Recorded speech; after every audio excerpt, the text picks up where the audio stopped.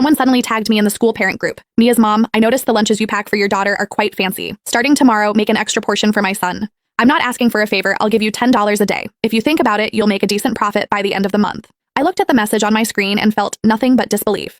My daughter is an incredibly picky eater with severe allergies.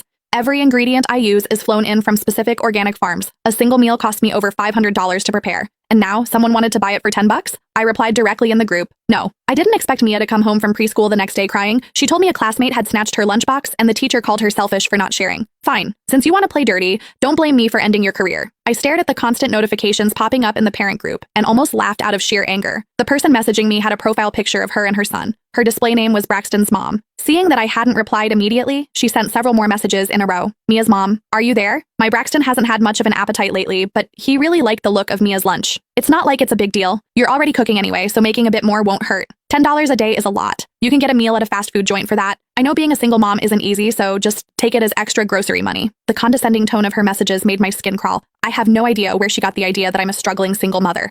I do drop off and pick up Mia alone, and I usually dress in casual, comfortable clothes. She probably saw my simple leggings and oversized hoodies and thought I was an easy target. Mia was born with multiple food sensitivities and a very delicate stomach. I personally oversee every aspect of her diet. Her ingredients come from a private farm. A single cut of A5 Wagyu beef costs over $100, not to mention the hand-picked organic microgreens. $10? That wouldn't even cover the cost of the bento box I pack it in.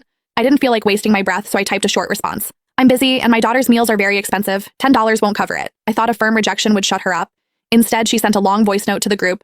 Oh, come on, Mia's mom. We're all parents in the same class. What's wrong with helping each other out? It's just a few pieces of meat and some vegetables. How much could it possibly be worth?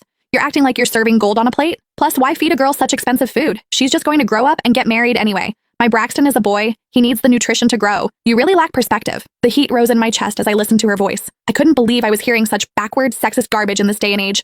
I was about to go off on her when the head teacher, Mrs. Higgins, suddenly jumped into the conversation. Mia's mom, Braxton's mom, is just thinking about the kids. Our school always encourages the children to practice the spirit of sharing. Since Braxton likes Mia's food, maybe you could put in a little extra effort. It would help the children bond, wouldn't it? I looked at the teacher's biased message, and my expression went cold.